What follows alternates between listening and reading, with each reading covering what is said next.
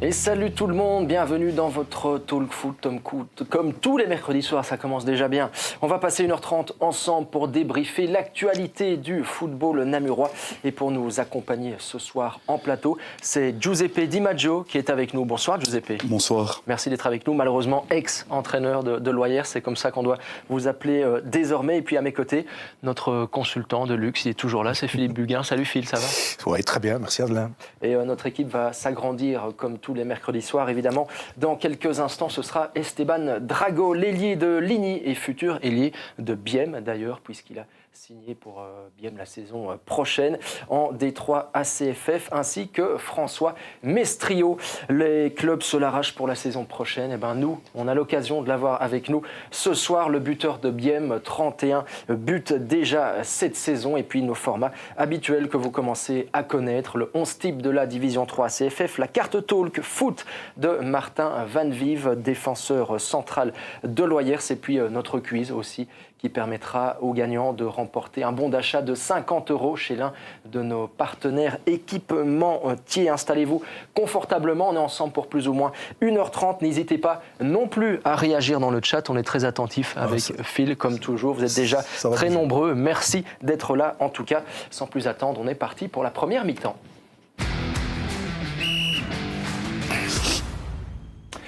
Giuseppe Di Maggio a donc été remercié il y a quelques jours du côté de Loyers. Je vous laisse rapidement présenter notre invité, Phil. Oui, on pourrait peut-être commencer... Déjà avec le chat qui est déjà bien chaud. Bon, c'est simplement pour une petite remarque. Allez. Je suppose qu'ils se connaissent, hein, Mehdi Angelo De Vito, hein, vous connaissez.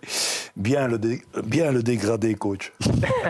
voilà, déjà le petit coucou. Le ton est donné. De Mehdi, donc Giuseppe, origine sicilienne, Giuseppe. Ben voilà, ceci explique aussi ce comportement, ce caractère un peu latin, parfois bouillant. Hein, on ne renie jamais ses origines, n'est-ce pas, Giuseppe? Jamais. 37 ans, papa de Eva, petite fille de 7 ans. Vous êtes éducateur spécialisé et vous résidez à Bouffiou, pas très loin de Charleroi, je crois que c'est 6-7 km à peu près. Hein. Vous avez été joueur tant en jeune qu'en senior, notamment à l'Olympique de Charleroi chez les jeunes, Marcinelle, Naline, Thoin et Gerpine.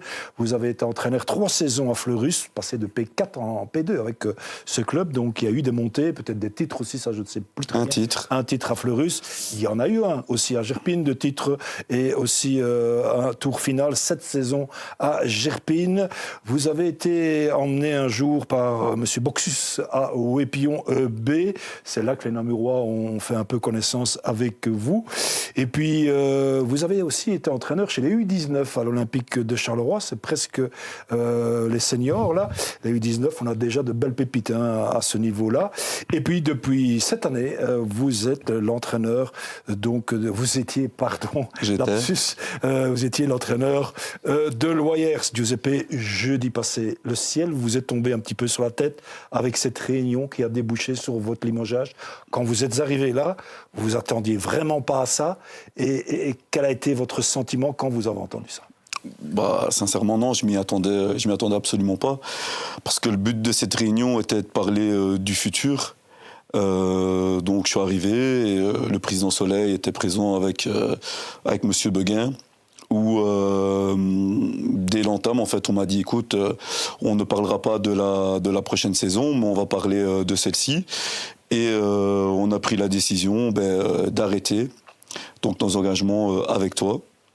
Donc, je t'avoue que j'ai été agréablement surpris parce que je m'y attendais absolument pas.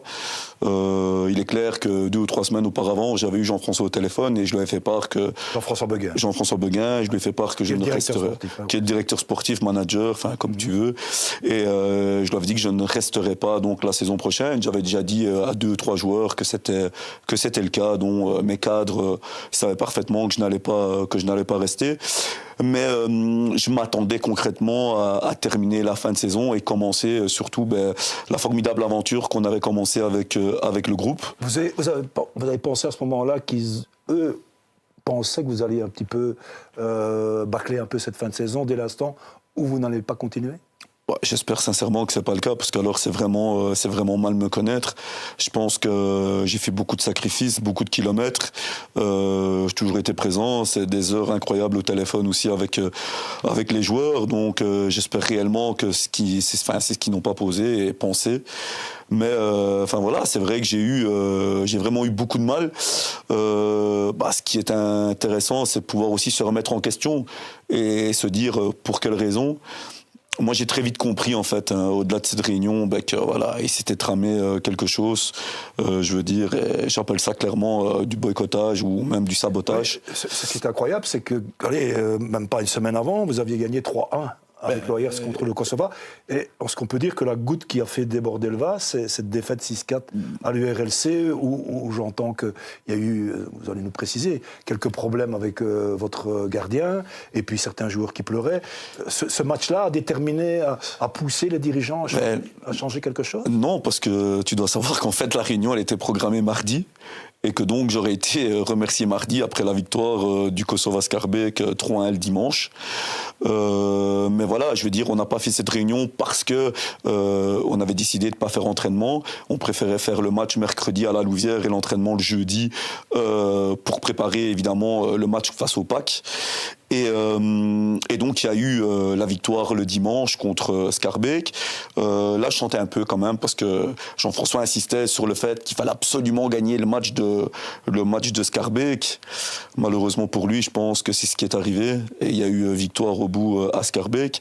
Et moi j'avais dit aux joueurs dans le vestiaire que je pense que sur les 3 matchs-là, il fallait faire au moins 5 sur 9. Il y a eu la défaite à la Louvière.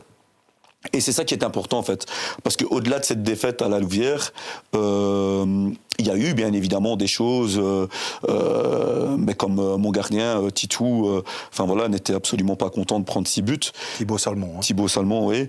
Et je pense que n'importe quel gardien, à n'importe quel niveau, quand tu es un minimum compétiteur, te retourner 6 fois dans ton but, je pense que ça fait jamais plaisir.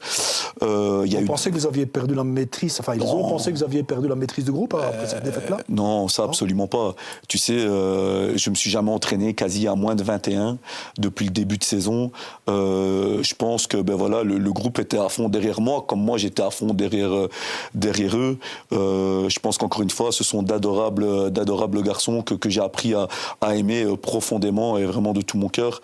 Parce que au-delà de ce qui se passe aujourd'hui, j'oublie certainement pas les 8 premiers mois qui ont été réellement exceptionnels. Il y a des regrets quand même, parce que c'est vrai que parfois on entendait dire c'est un entraîneur trop chaud, qui crie un petit peu trop sur les arbitres, qui provoque un petit peu. On va quand même reparler de ce moment où il y a eu une petite gifle envers un joueur du PAC Buzet qui s'échauffait. Ça peut arriver. Mais tout ça, ça ne correspond pas nécessairement à l'image d'un club contre l'ORS. Avec le recul, vous vous dites, j'ai peut-être été parfois trop emporté par mon caractère, par... Je pense que je suis... Ça n'a rien à voir. Non, parce que tu sais, les gens qui me connaissent à l'extérieur, et notamment tous mes joueurs, et c'est ça qui est important, savent réellement comment je suis. Je suis quelqu'un de très humain, quelqu'un de très disponible, quelqu'un qui peut être le grand frère quand on fait être le grand frère, et je veux dire, quand il faut les engueuler comme si j'étais leur père, il n'y a aucun souci avec ça. Mais je pense qu'il y a ce qui se passe dans le vestiaire, et c'est ça qui s'est passé. Et moi, j'ai jamais mis la faute sur mes joueurs après une défaite, parce qu'il y a toujours une remise en question, comme j'ai pu moi me remettre en question après la défaite face au Stade Éverois, où je pense qu'à 1-0, on aurait dû fermer boutique.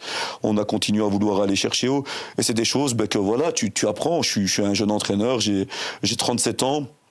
Mais ce qui est super important, c'est que oui, mon caractère, ma personnalité, je suis chaud, je suis bouillant, je vis un match à 2000 à l'heure, je fais 7500 pas pendant un match, j'ai besoin de ça. Je suis pas quelqu'un qui peut rester comme ça, les bras croisés, sur un banc, ne pas coacher, je suis comme ça. Et la direction a essayé parfois de vous remettre à votre place, ou jamais il n'y avait pas vraiment de contact?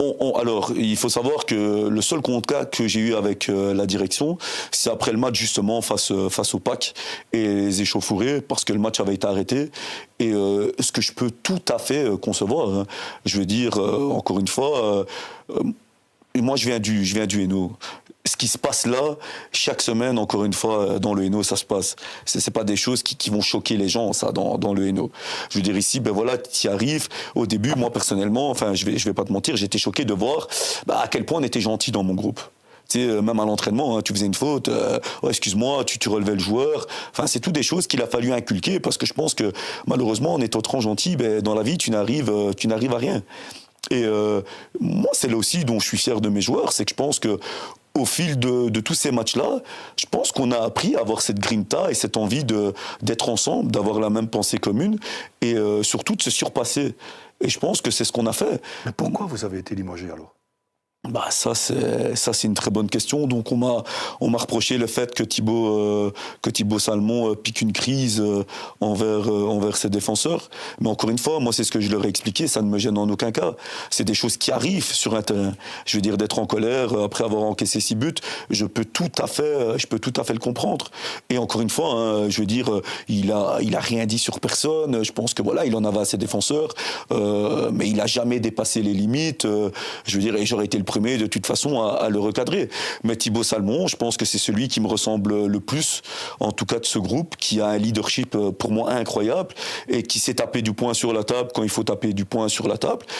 Et je pense qu'avant toute chose, Loyers peut clairement se montrer satisfait de l'avoir dans ses rangs parce que c'est vraiment un top. On va dire que c'est une question d'image, hein, que Loyers voulait une autre image peut-être, on va dire ça comme ça. D'ailleurs, Adelin, avant que vous ne passiez... Ouais, dans le chat, dans quelques instants, Esteban Drago qui va arriver. Ouais, petit tour par le chat. On va quand même tout de suite révéler qu'il y a un nouvel entraîneur, on en reparlera tout à l'heure. Oui, et on peut déjà le dire maintenant. Oui, il y a une demi-heure, une heure qu'il est nommé. Eh bien, c'est Arnaud Pouls, hein, qui était l'entraîneur de Marlois cette saison, qui a été limogé il y a quelques semaines, hein, qui a été nommé nouvel entraîneur de Loyers depuis ce soir. Je ne pense pas qu'il sera directement le coach numéro 1 samedi soir pour le match contre Monceau. Ce sera toujours Jean-François Beguin. Hein, ils vont se concerter l'un l'autre. Vous en reparlerez tout à l'heure, on vous demandera votre réaction, Giuseppe. Mais donc voilà, il y a un nouveau coach à Loyers depuis ce mercredi soir, et donc c'est Arnaud Pouls. Accompagné par Maxence Livens, son T2. Petit tour par le chat avant d'accueillir Esteban Drago, l'ailier de Ligny. Pour vous, Giuseppe, il y a Julien Vecchiato qui dit un coach qui vit les choses à 100%, souvenir de Fleurus, le meilleur pour la suite. Bah, c'est gentil, c'est vrai que j'ai connu Julien au fil de ces années-là, et c'est vrai que voilà, je vais dire encore une fois, mais tous les gens qui me connaissent du côté du Hainaut, et je veux dire, savent comment je suis. Par contre, j'étais très étonné, mais ça c'était vraiment dans le bon sens, d'avoir autant de messages, même des coachs ici namurois, qui au final je connais beaucoup moins, parce que j'ai eu énormément de messages, mais j'étais vraiment très content et très étonné à la fois de recevoir autant de beaux messages de bienveillance. Ça m'a vraiment fait chaud au cœur. On vous remercie également pour les messages dans le chat. Vous êtes déjà plus de 150 sur le live. Une très bonne soirée pour le moment. Il y a aussi Jeff Farvac qui vous adresse un petit mot. Tu vas avoir chaud avec un col roulé, mon pote. Pas trop chaud? Non, ça va, la température est idéale. J'ai l'eau, hein, Jeff, il n'y a pas de problème. Ne vous inquiétez pas pour lui. Un mot sur le nouvel entraîneur de Loyers, votre successeur. Surpris? Surpris parce que, bien évidemment, je veux dire, je m'attendais, je pense que Jean-François s'attendait lui aussi à continuer l'aventure. Mais pour le bien des joueurs, je pense que c'était mieux d'aller chercher quelqu'un d'autre. Et pour le bien de Loyers, je pense même, et ça c'est l'erreur que j'ai fait, je pense même que j'ai eu, de toute façon, parce que je suis pas ici pour régler mes comptes comme les gens pourraient le croire. J'ai eu Jean-François au téléphone et je lui ai dit ce que j'avais à lui dire, parce que j'étais aussi au PAC dimanche pour aller soutenir les garçons. Ça c'était quand même un peu surprenant. C'est très rare d'être limogé et quelques jours après aller se mettre derrière le banc de celui qui vous remplace, voire attendre vos joueurs là juste devant la porte du vestiaire. Il fallait oser. Fallait oser, encore une fois, ça fait partie de mon caractère. Le PAC, c'est chez moi. C'est du folklore pour vous? Non, c'est pas du folklore, mais le PAC, c'est à côté de chez moi. J'ai 15 minutes. Je connais énormément de personnes au PAC Buzet. J'avais promis aux joueurs, parce que jeudi, en les quittant, et c'est vrai ce qui a été dit, il y avait des joueurs qui étaient en larmes. Je pense que voilà, ça a été un peu un choc pour tout le monde, parce que certains pensaient même que le président rentrait dans le vestiaire pour donner une double prime. Au final, il n'y avait pas de double prime, mais c'était pour leur annoncer la fin de la collaboration. Allez, on reviendra sur la suite de ça tout à On va l'heure. accueillir Esteban Drago. Il y a aussi Laurent Dozimon, à qui on fait coucou, notre confrère de Matélé, qui dit « J'ai lu qu'Arnaud Poul sera bel et bien sur le banc Loyersois ce week-end ». Oui, mais il sera aidé donc par Jean-François Beguin que j'ai joint juste avant l'émission et qui veut un petit peu faire la transition. Faire la transition, voilà, et lui dire un petit peu, voilà, parce qu'il connaît absolument pas le groupe, mais je crois quand même qu'Arnaud Poul connaît certains joueurs de ce noyau-là, certainement. Il suivait encore le foot numéro 1. Et on va accueillir sans plus attendre, parce que ça fait quelques minutes déjà qu'il est dans la salle d'attente. C'est Esteban Drago, l'ailier de Ligny, qui est avec nous.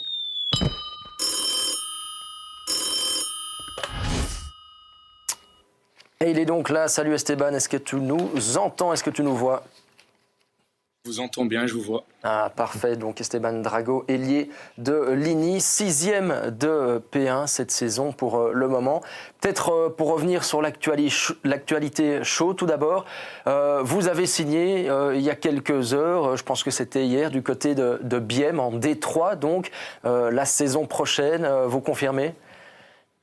Oui, c'est ça. Je leur ai fait part de ma décision de signer là-bas. J'ai également dit au vestiaire hier que j'avais pris cette décision. Oui, et pourquoi avoir choisi Bième, un cran plus haut en national, en division amateur 3? Pour essayer, pour voir là où je suis prêt à aller. Je pense que ça fait 2 ans qu'ils viennent et qu'ils essaient de m'avoir. Donc je me suis dit pourquoi pas essayer ce nouveau challenge. Oui, vous les aviez refusés l'année dernière alors, si je comprends bien.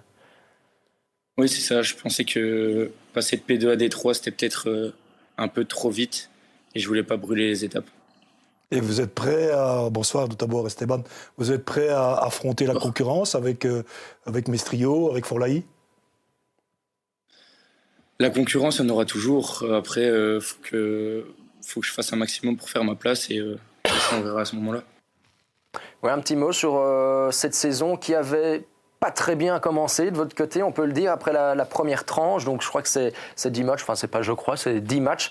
9 points sur 30. Il a fallu un petit peu de temps avant que la machine se mette en route? Oui, on fait 7 défaites d'affilée, je pense. On gagne le premier match contre Jeudine. Et après, on s'est pris une belle claque en faisant défaite sur défaite. Mais on a su se relever. Je crois que c'est la victoire contre Wépion qui nous remet bien dedans. Et la qualif en coupe contre Nanine. Ouais, désormais, c'est 21 points sur 24. C'est une superbe série. Qu'est-ce qui fait que ça va mieux depuis une dizaine de matchs également? Le groupe est en confiance. On se trouve beaucoup mieux, notamment devant avec Arthur et Brian et Diego. On se trouve beaucoup mieux et je pense que quand la spirale est positive et qu'on est sur une bonne série, il y a tout qui tourne beaucoup mieux. Brian De Groot, Arthur De Pireux, il a fallu forcément un peu de temps à se connaître et à ce que la machine se mette en route. C'est 2 joueurs qu'on a connus notamment du côté de Grandlay pour De Pireux avec l'équipe B, également Brian De Groot du côté de Sauvenière, qui a fait de très belles saisons là-bas. Au final, c'est une attaque qui avait ce qu'il fallait et elle le montre désormais. Oui, on a mis du temps à avoir des automatismes tous les 3. Mais une fois que ça venait, ça va beaucoup mieux. On se trouve beaucoup plus facilement et voilà. Un petit mot pour revenir après je vous laisse la parole, Phil. Du côté de Bième, c'est quoi qui vous a fait choisir cette fois-ci et pas la saison dernière? Forcément, il y a des coéquipiers de luxe. On parle de Mestrio notamment. On espère qu'il reste. Il sera avec nous dans quelques instants. Mais c'est quoi qui vous a fait choisir concrètement? Quels ont été les mots forts de la part de la direction? Leur projet est très intéressant. L'année passée, ça l'était déjà, mais je ne savais pas si j'étais capable d'aller en D3 déjà à ce moment-là. Donc cette saison-ci en P1, je pense que je fais une bonne saison quand même. Donc je pense que je suis prêt à aller essayer là-bas. Ouais, Stéphane, on peut dire que Jean-Baptiste Bertrand vous a bien travaillé au corps pour aller à Bième? Oui, il a pas mal essayé. Il m'a envoyé plusieurs messages. Et voilà. Oui, on dit aussi, vous en avez parlé tout à l'heure, de Brian De Groot, mais aussi de Arthur De Pireux. Vous avez fait un match amical, je pense, à Bième, et Arthur a beaucoup impressionné aussi certains connaisseurs du foot là, qui étaient à ce match-là. Arthur, c'est aussi quelqu'un qui risque de quitter Ligny pour vous? Franchement, je sais pas, j'en ai pas parlé avec lui, mais là, je pense qu'il se sent de mieux en mieux dans le groupe. Il se sent très bien dans le groupe avec nous, donc je sais pas s'il partirait. Oui, et c'était quelqu'un qui était encore, je pense, en P2 la saison passée, puisqu'il était à Arkebe. Michael Noël l'a emmené avec lui dans ses valises. Mais c'est vraiment le 9 qui apporte beaucoup à une équipe, hein, c'est ce qu'on dit. Ouais, il pèse beaucoup sur la défense. Dos au jeu, c'est très très dur de lui prendre le ballon. Et en pivot, il aide énormément. C'est un bon point d'appui devant. Oui, on revient une seconde à Ligny, qui est à un petit point de Nanine et à 8 de Grandlay. Peut-être un petit peu trop tard pour rejoindre Grandlay, mais dépasser Nanine, c'est clairement devenu l'objectif maintenant. Oui, ouais, je pense que maintenant on peut voir plus haut, étant donné les bons résultats qu'on a fait. Ça sert plus à rien de regarder en bas. Il faut être optimiste et regarder devant nous. Et rien à perdre dimanche dans ce match de coupe à Rochefort-B. Hein, c'est un match de gala pour vous, mais pourquoi pas? Pourquoi pas après ce 12/12 en 2026? Rien ne vous arrête, quoi. Un match de gala, je pense pas, parce qu'on n'a rien à perdre, mais on va aller là-bas pour gagner. Je pense que personne va à un match de foot pour le perdre. Voilà, ce sera vraiment un match, allez, je ne vais pas dire portes ouvertes, mais avec Rochefort-B qui marque aussi très facilement, avec vous, Brian de Groot, Arthur de Pireux et tous les autres. J'imagine que le spectateur ne va pas s'ennuyer. Il va y avoir des buts. Bah, il y aura du spectacle, c'est obligé, comme on dit. J'espère qu'il y en aura, j'espère. Et je pense que dans tous les cas, ce sera très ouvert, très très très ouvert. Et on essaiera dans tous les cas de faire un maximum. Ouais, vous nous rappelez les résultats contre Rochefort-B en championnat du côté de Ligny? On perd 1-4 à la maison contre eux. Ouais, donc c'est quand même une petite revanche à prendre. Mais après ce match-là, Rochefort-B, vous avez Rennes et Fernelmont, hein, des adversaires, j'aime pas te dire à votre portée, parce que toutes les équipes se valent et on peut toujours se faire surprendre. Mais il y a moyen, il y a un bon coup à jouer pour continuer cette belle série de victoires en championnat en 2026. Ouais, c'est sûr. À notre portée, je pense que la série est très ouverte. Donc, toutes les équipes sont à portée de tout le monde. Mais ouais, je pense que ce serait bien de faire des bons résultats là-bas. Oui, vous avez un petit mot de Selim Snatchos sur le chat. Esteban est la révélation de cette saison à Ligny. Un exemple pour beaucoup de jeunes. Tu vas faire du beau boulot et tu vas nous manquer. Je le remercie énormément, Céline. Moi, j'ai un autre message de Michael Noël, donc le coach. Est-ce qu'Esteban Drago osera dire à Mestrio ou Igliki que c'est jamais de sa faute, mais toujours de leur faute? Vous êtes un peu dans ce genre-là, Esteban? Un peu râleur? Non. Pas dans ce sens-là. Mais après, c'est un travail que je dois faire sur moi aussi pour l'année prochaine, parce que je sais que je râle énormément et que ça, en D3, ça passera pas, évidemment. Oui, alors moi qui n'ai pas vu Adelin comment beaucoup Ligny cette saison, on va quand même redemander, peut-être que vous l'avez dit, que je n'ai pas bien suivi, mais la place exacte, quelle est la meilleure place de Esteban? Peut-être pas celle que vous occupez pour le moment, mais pour avoir le meilleur Esteban, c'est quelle place et comment il faut jouer avec vous? Et quelles sont vos qualités premières? Pour moi, c'est ailier gauche. C'est là où je préfère jouer, je suis plus à l'aise. Pour dribbler et rentrer sur mon pied droit, frapper et centrer. Voilà, et Thomas Nélis, le coach du Condrusien, nous dit Esteban arrive où un coach le connaît par cœur. Bien joué, Jean-Baptiste Bertrand. Ben voilà. Danny Verkamer va dans le même sens, puisqu'il dit un très bon joueur avec un caractère, oui c'est ça, avec un bon caractère, je vais y arriver, un très bon joueur avec un caractère et une belle marge de progression, encore un bon choix de club. C'est un bon choix de club, selon vous? Il y en avait d'autres ou pas qui toquaient un peu à la porte? Il y en avait un ou deux autres, oui, mais je pense que Biem, c'était le meilleur choix possible. Avec évidemment Jean-Baptiste qui me connaît bien et le projet qui était très intéressant. Oui, et cette équipe de Ligny, il y a beaucoup de bons joueurs. Je vous avais vu jouer, je ne sais pas si vous étiez là d'ailleurs, au tour final à Lustin, la saison dernière. Deux bons matchs déjà. Et il y a pas mal de bons joueurs. C'est une équipe, j'ai l'impression, qui monte encore et qu'on va voir pour la fin de ce championnat, mais l'année prochaine aussi. On citera encore le capitaine Henri Hainaut, Loti Amine Fouka qui est passé par Tamine, je crois, à un moment donné. Je suis juste étonné dans les dernières équipes, mais peut-être qu'ils sont blessés. Corentin Paris joue pas pour le moment, lui? Ouais, Corentin est blessé. Il revient petit à petit. Et il a fait quelques entrées avec nous il y a quelques semaines, mais il revient doucement. Et Basile Adam? Un seul petit but. D'habitude, il marque beaucoup plus, lui. Mais il avait arrêté, Basile. Il a repris un petit peu en P3. De temps en temps, il va jouer, mais sinon, non, il vient plus trop.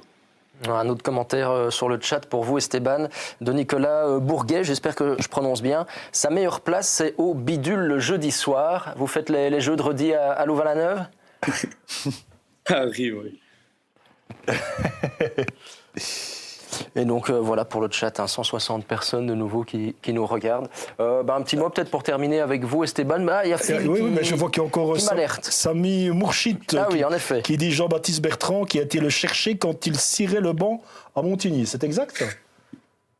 Oui, c'est ça. C'est ce qu'il avait dit premier match qu'on a fait ensemble en coupe à Nanine. Ce qu'il avait dit dans le vestiaire. Ok, vous êtes originaire de la région de Montigny?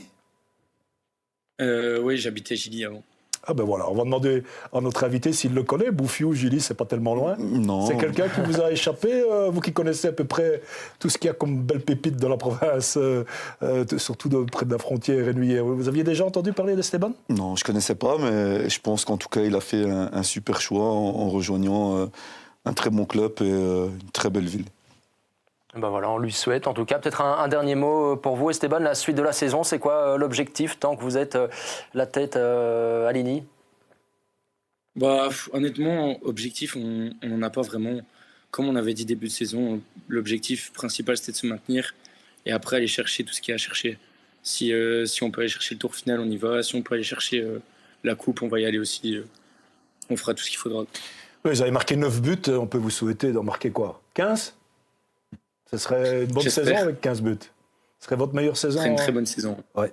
Ah on va vous le souhaiter. Et partir avec les honneurs du côté de Ligny en ayant fait le taf, comme on dit. Merci Esteban d'avoir été avec nous. Bonne suite et fin de saison du côté de Ligny et à très bientôt. Merci d'avoir accepté l'invitation. Et nous, on continue donc avec notre cher Giuseppe Di Maggio et aussi Brian de Groot qui dit c'est mérité, Esteban. Continue. Voilà aussi Anouchka Masso dans le chat. Félicitations Esteban, que des félicitations. Un bon choix de club, je pense qu'on peut le dire. Du côté de Biem, donc Esteban Drago. Retour en plateau avec Giuseppe Di Maggio qui est toujours là. Giuseppe, j'ai envie de faire l'avocat du diable durant 2-3 minutes, pardonnez-moi d'avance, mais je me mets un petit peu à la place de la direction sportive de l'Oyers. Donc ils étaient au courant, vous ne continuiez pas la saison prochaine. Au moment où vous étiez toujours en place, vous étiez 16e sur 17, certes, pas très loin de Saint-Michel, 1 ou 2 points, je pense. Mais à leur place, ils se pourraient se dire, tiens, est-ce qu'il reste 10 matchs, est-ce que c'est pas le meilleur moment de se séparer, vu qu'au niveau des résultats, c'est pas top, et tout en sachant que l'année prochaine, ils nous laissent un peu tomber, entre guillemets, quoi. Je pense que c'était une réflexion à avoir au sein du comité de l'Oyers. Je pense qu'alors, il aurait fallu faire les choses, bien évidemment, dans l'ordre. C'est-à-dire, faut savoir que je n'ai jamais été convoqué pour me parler un peu des résultats. Il n'y a pas eu d'avertissement, entre guillemets. Aucun, et que je me rappelle encore que, évidemment, lors de la présentation de l'équipe, la saison passée, les premiers mots du président étaient d'avoir une belle équipe, en tout cas une très bonne cohésion. Donc, entre guillemets, même s'il y avait descente en P1, c'était pas grave. Et on va dire que, bien évidemment, M. Beguin avait commencé l'année précédente avec un 9 sur 60. Donc, il est resté en place. Et comme tu l'as très bien dit, je veux dire, ici, on n'était qu'à 2 points de Saint-Michel, donc le premier non relégable. Et surtout, on venait de terminer la deuxième tranche à la 12e place, où on laissait quand même 5 équipes derrière nous. Personnellement, ce qui est important pour moi, c'est, encore une fois, ce sont les joueurs. Ça veut dire que si j'avais senti que pour eux, le plus important, à ce moment-là, c'était de changer. Je l'aurais fait personnellement et moi-même, parce que, encore une fois, c'est pour eux. Moi, je souhaite qu'une chose à mes joueurs, c'est de pouvoir se maintenir, parce que je sais qu'ils ont de la qualité. Et c'est ce que je leur ai dit, en fait, comme discours à la fin, le jeudi, quand je leur ai vu, c'est battez-vous. Le monde ne s'arrête pas. Je veux dire, continuer à faire ce qu'on a fait pendant 8 mois, c'est-à-dire d'être des frères sur le terrain et de montrer, je pense, encore une fois, une bonne image. Je pense qu'il n'y a personne qui peut dire cette année que c'était facile de jouer Loyers. Peut-être à part Moucron, mais bon, ça c'était une décision de notre part. C'était au canonnier, c'était légendaire. On a voulu jouer au football, vraiment. Au final, on est battu 5-0, mais je veux dire, c'était important pour mes gars, réellement, de profiter de ces installations. Mais aucune autre équipe peut dire que cette année, c'était facile de jouer Loyers. Et même quand on avait 7 ou 8 absents, comme c'était le cas face à l'Arquet lors du match retour. Et pourquoi aviez-vous déjà décidé que l'année prochaine, ce serait sans vous ? Sincèrement, ça ne peut pas se dire. Non, c'est des choses que je vais laisser, parce que le but, c'est pas absolument de dénigrer ou quoi que ce soit. À Loyers, il y a une politique, et je pense que la politique, elle est bonne. Je veux dire, il y a un certain budget, on fait attention au budget, ce que je peux tout à fait comprendre, on transfère local, et je peux tout à fait le comprendre aussi. On n'hésite pas à aller chercher des joueurs, style Amaury Herman, qui vient de P2, qui a eu difficile en début de saison, qui a été sur le banc 5-6 matchs, et qui au final, a complètement éclaté. Ici, ça faisait 12 matchs qu'il était consécutif, qu'il était titulaire. On a été chercher des Rémi Bastien et des Martin Van Vif, qui malheureusement n'avaient pas eu leur chance au niveau national avec nous, mais qui sont d'incroyables joueurs avec un incroyable talent et qui méritent largement d'être là. Donc, question d'ambition, vous auriez souhaité que Loyers ait un petit peu plus de moyens financiers, on va appeler ça comme ça, et un peu d'autres ambitions. Vous n'aviez pas envie de coacher chaque année un club qui devait se battre pour son maintien, C'est pas la question de se battre pour son maintien, parce que je pense que, évidemment, maintenant, quand on voit un petit peu les transferts qu'il y a eu cette année, il y a eu déjà aussi beaucoup de transferts, mais même sortant, je veux dire, c'est compliqué. On a quand même perdu Martin Collard, qui était quand même quelqu'un de très important dans le vestiaire, Lompeco également, mais surtout, et ça fait beaucoup de mal, c'est Scafidi, qui pour moi, dans le milieu de terrain, c'est un peu un Gattuso, mais la touche technique de Johan Mott, sincèrement, a beaucoup manqué, parce que moi je me rappelle des derniers matchs que j'avais pu aller visionner la saison dernière. Johan Mott, c'est une plus-value technique. Moi personnellement, c'est des joueurs que j'affectionne, et c'est un gars que j'apprécie, mais une diagonale à 50 mètres, son pied gauche dans la bouche, je pense que oui, c'est des joueurs de talent qui ont aussi manqué. Et ils ont quand même une certaine expérience de la D3 que les nouveaux ici ont quand même eu du mal, et ce qui est tout à fait logique. On ne peut pas demander à un joueur de P2 d'arriver comme ça en D3 et de faire ce qu'il faisait en P2 la saison dernière. Ils ont une marge de progression incroyable. Amaury Herman, je pense que ça deviendra clairement une valeur sûre, parce que il a vraiment du potentiel. Et je parlais de Rémi Bastien et surtout Martin Van Vif, parce que lui, je pense clairement que il peut encore franchir un cap. Tellement c'est fort, quoi. Giuseppe, vous êtes déçu, en colère? Vous êtes quoi aujourd'hui? Vous êtes soulagé? Parce que forcément, on est toujours déçu sur le coup, mais maintenant, il y a quand même presque une semaine de passé. Vous êtes déjà focus sur le prochain challenge. Qu'est-ce qu'il y a dans votre tête, là, pour le moment? Écoute, je vais pas te dire que ça ne me fait rien, parce que ce serait mal me connaître, et parce que les gens qui me connaissent savent que je vis chaque expérience à du 100 à l'heure. Donc quand c'est comme ça et que c'est brusque comme ça et que tu t'y attends absolument pas, évidemment ça te fait mal, parce que j'ai l'impression qu'on m'a arraché de mes joueurs, et qu'au final ni les joueurs et ni moi on voulait que ça arrive maintenant. Mais encore une fois, le plus important, c'est que Loyers se sauve. Moi, mon futur, je veux dire, je suis pas quelqu'un qui va aller me montrer à droite et à gauche comme ça, parce que j'aime vraiment pas ça, et parce que je respecte de toute façon tous les entraîneurs. Je pense que ça fait 12 ans que je suis parti. Ça m'a coûté une vie de famille. Je pense que le plus important maintenant, c'est de pouvoir véritablement me consacrer sur les moments que je vais avoir. et profiter. Et ce qui doit venir viendra. Et c'était bien que ça arrive au final, puisqu'on devait se voir il y a 2 semaines. Mais c'est bien que ça arrive aujourd'hui, parce que je pense que c'est la meilleure façon de boucler le chapitre Loyers et de pouvoir aller de l'avant après. Peut-être de rester dans le Namurois quand même. Vous n'allez pas replonger dans le Hainaut tout de suite. J'adore, franchement, sincèrement. Je prends beaucoup de plaisir maintenant. Je veux dire, le Namurois, ben oui, ça me tente bien.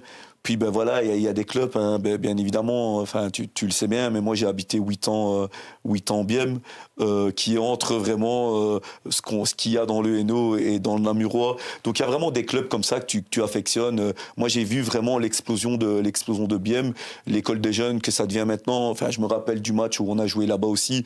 Qu'est-ce que c'était vraiment chaleureux, de voir évidemment beaucoup de gens que je connais, beaucoup de parents, mais de voir aussi l'atmosphère qu'il y a maintenant à Bième, qui pour moi au passage, clairement, je veux dire ce qu'on peut faire de mieux. Il faudra attendre, parce que ce soir, normalement Olivier Defresne re-signe ce soir pour 1 an, et derrière, Jean-Baptiste Bertrand, qui apprend bien le métier là-bas aussi, de National, va suivre. Donc pour Bième, il faudra attendre. Il n'y a pas de ça, j'ai jamais postulé à Bième quand j'habitais Bième. C'est l'exemple de club. C'est pas maintenant que je vais commencer, mais Bième, c'est clairement l'exemple à suivre, en tout cas dans la province de Namur. Et c'est celui qui ressemble de toute façon le plus Parlez pas de l'Arquet, là. à Gerpine. C'est un peu plus compliqué. Je veux dire, c'est des choses qui me restent toujours en travers de la gorge. Ou à l'époque, j'avais pas trop aimé qu'un certain monsieur vienne et dénigre clairement un jeune entraîneur avec l'expérience et le vécu qu'il a eu à la télé.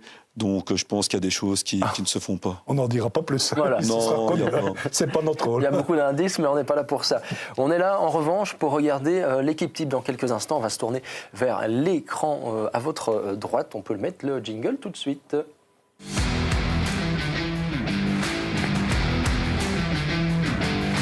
Comme chaque semaine, notre invité choisit son équipe type de sa division. En l'occurrence, c'était la D3 ACFF. Et donc aujourd'hui, on va commencer avec le gardien. À chaque fois, vous pouvez présenter votre choix, dire pourquoi vous l'avez choisi. On commence avec Thibaut Salmon, le gardien de Loyers. C'était votre gardien?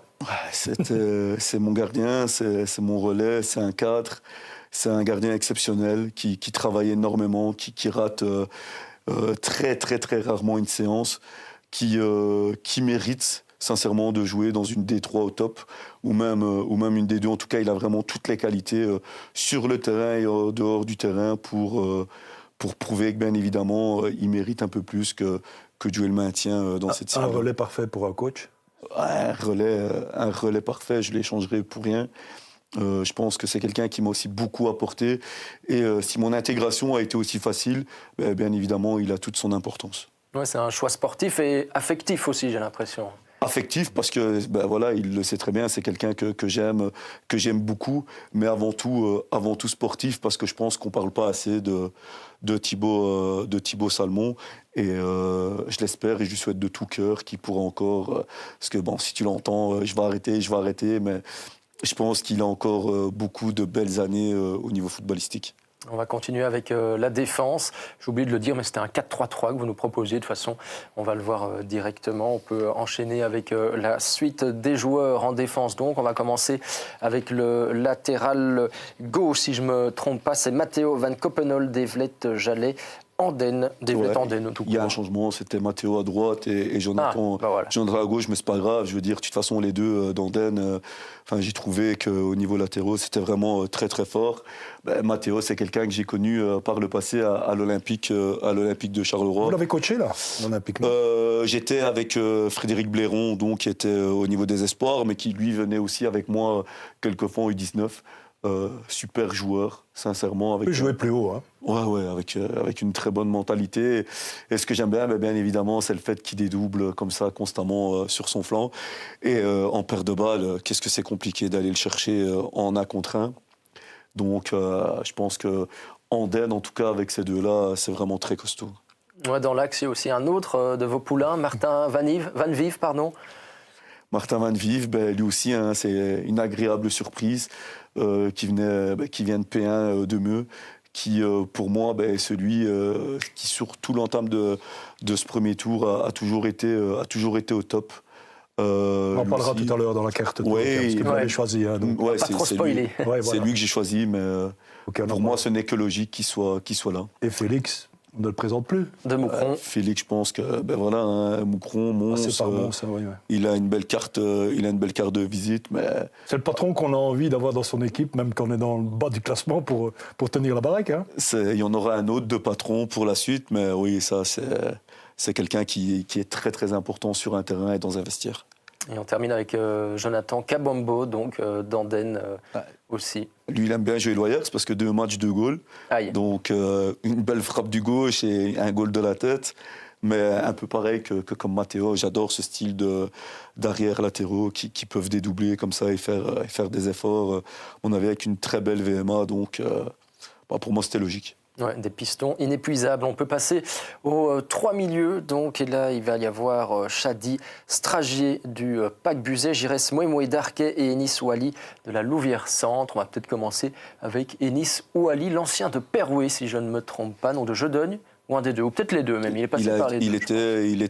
Il était d'abord à Perouet, il a fini la saison à Jeudeugne. C'est ça. Et il se retrouve ici à la Louvière Centre.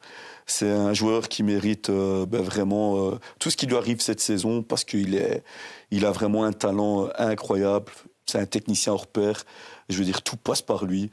Il sait venir entre ses 2 défenseurs centraux, distribuer. Ça joue toujours en un temps, il est toujours en mouvement. Alors on peut dire ainsi qu'il ne travaille pas défensivement, mais quant à ses qualités techniques, que je pense, je me demande combien d'assists il a fait cette saison. Et en plus, qui marque assez aussi facilement. C'est un super joueur et c'est un joueur qui mérite aussi d'être bien entouré. Et malheureusement, avec ce qui se passe à la Louvière Centre, j'espère que s'il retrouve un club la saison prochaine, parce qu'il doit rester en Détroit, bien évidemment, qu'il sera super bien entouré. Parce que c'est quelqu'un que vous auriez pris à Loyers. C'est quelqu'un que j'ai connu à Gerpine, puisque il était venu à Gerpine. Après, il est parti à Perouet et le choix était tout à fait logique. Mais Nice, je pense que dans chaque équipe de Détroit, poste 10, c'est facile, quoi. Un autre milieu à ses côtés, Chadi Stragier également. Ouais, c'est le joueur du PAC que j'ai trouvé aussi très bon.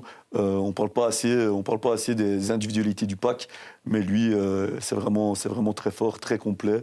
Et je pense qu'il mérite tout autant sa place dans ce 11 de base. Formé au Sporting, hein. Ouais. Ça, hein. Et donc en numéro 10, l'inévitable, j'ai envie de dire, Giresse Moïmoï, toujours là. Giresse, qui me pardonne que je dis vieux, hein, parce que je suis encore beaucoup plus vieux que lui. Je pense que c'est 41 ans, si je ne me trompe pas.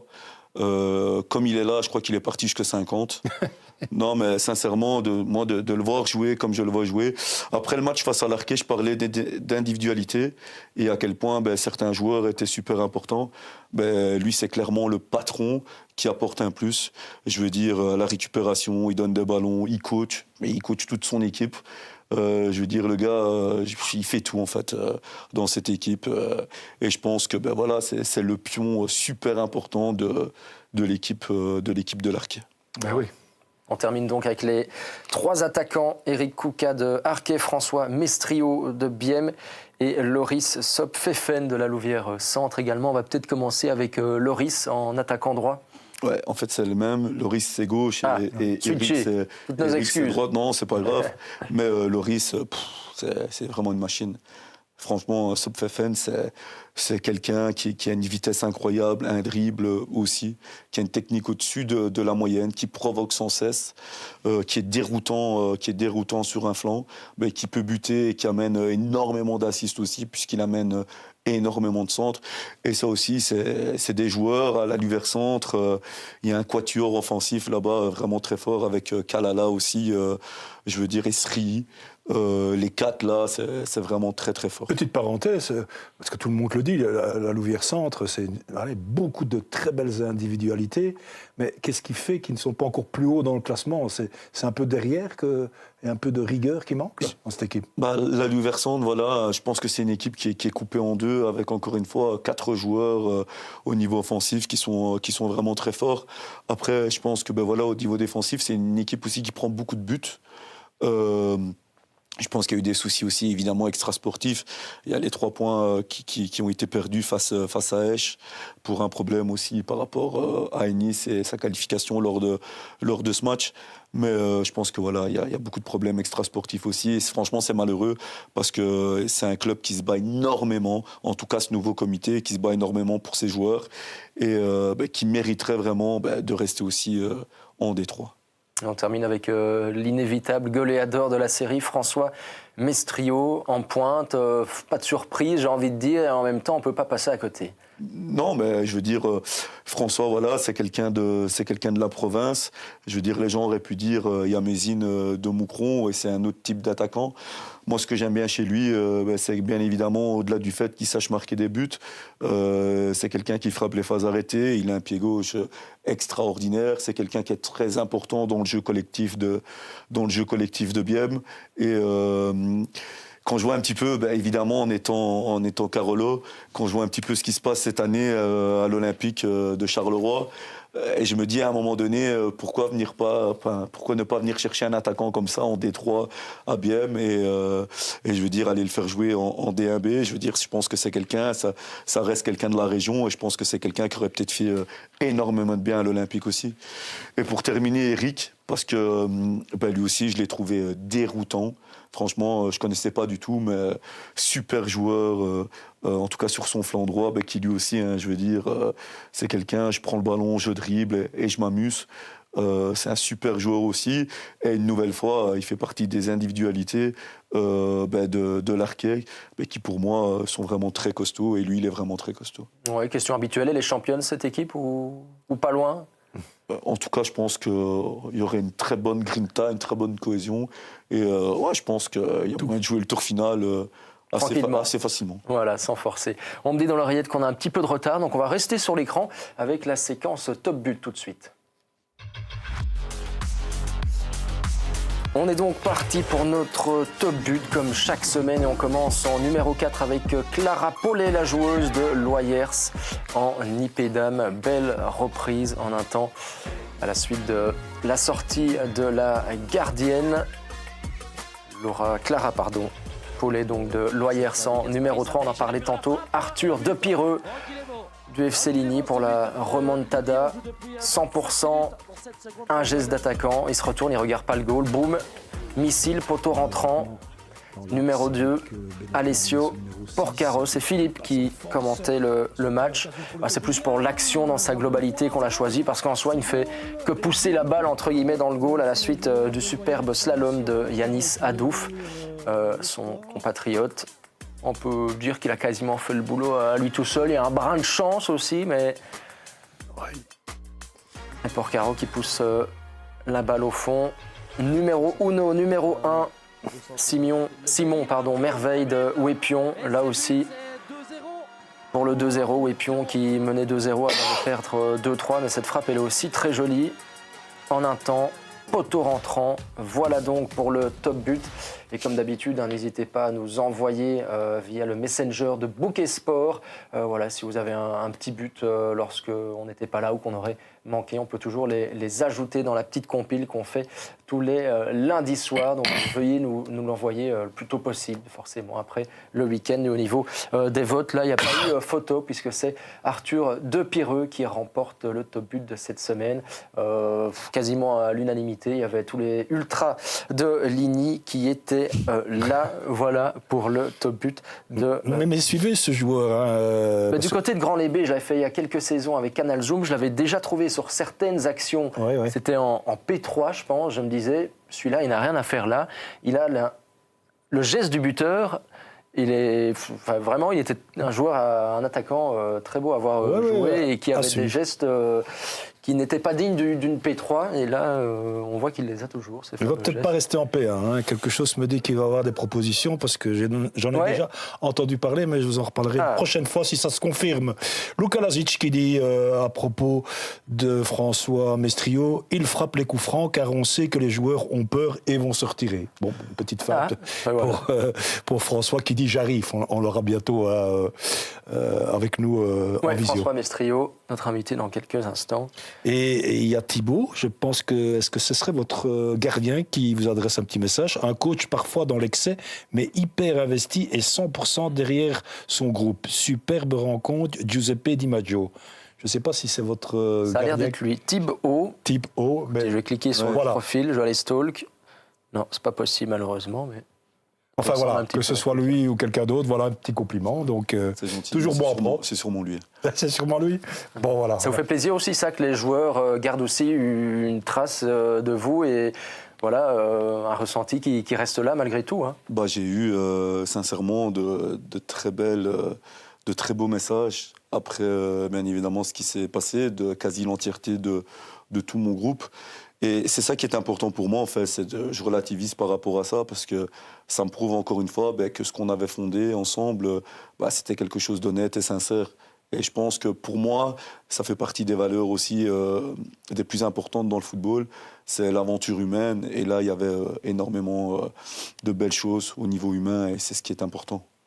Ouais, on demande déjà François Mestriou dans le chat, il va arriver dans quelques instants. On a 3 petites minutes de retard et on va essayer de les combler en tout cas. En attendant, c'est la revue de presse qu'on va faire avec Phil. Philippe, c'est votre moment, c'est à vous. Quoi de neuf, quoi de beau à nous proposer cette semaine? Un petit peu d'autoprom puisque j'ai choisi un de mes articles. Ah ben voilà, Un de mes formidable, articles. c'est fabuleux ça. Ouais, non, mais tous pas parce que c'est moi qui l'ai écrit, mais parce que j'avais eu. Moi, je pense que ça intéresse pas mal de gens. Évidemment. Et quelque chose qui va faire peut-être pas nécessairement plaisir pour le moment à toutes les équipes namuroises du bas de classement en D3A, justement, puisque le vice-président du comité supérieur m'a annoncé hier qu'il n'était pas du tout certain que les U23 de la RAL allaient se retrouver automatiquement derniers du classement parce qu'ils ne s'étaient pas inscrits. Ce n'est pas comme quand vous n'avez pas votre licence que vous vous retrouvez dernier. Ici, dans ce cas-ci, la RAL pourrait être hors des descendants s'il continue le championnat comme ça et il serait remplacé par un montant du tour final interprovincial. Ce n'est pas sûr du tout. Ça se discute pour le moment. Il y a eu causu ce matin. Ils en ont discuté, mais c'est en délibération parce que le règlement n'est pas clair. Mais admettons que, ne nous basons pas sur le fait que la RAL soit classée dernière, la U23, ça veut dire que pour le moment, le 17e, le 16e, le 15e et le 14e de la D3A, il y en a là quelques namurois dedans, je crois 3, sont clairement descendants pour le moment. Et il y a aussi toute l'affaire de la division 1B, où là aussi on est en délibéré du côté de la CBAS, la Cour belge d'arbitrage, pour savoir si les U23 des équipes pro peuvent être protégées et ne pas descendre. Pour moi, c'est un non-sens, c'est incroyable, c'est contraire à l'équipe sportive, mais pour le moment, c'est toujours comme cela. Et si ça reste comme ça, l'Olympique de Charleroi, allez voir le classement de la D1B, et Serein sont tout près de basculerait même si le championnat s'arrêtait maintenant à 9 journées de la fin de championnat en D1B. Mais si ces deux équipes-là descendent, en cascade, évidemment, on aura 3 descendants de D1 à CFF vers la D2, donc Namur est clairement concerné. En D2, le fait que déjà Raren est dans les descendants, mais ça ferait quand même 3 descendants en plus.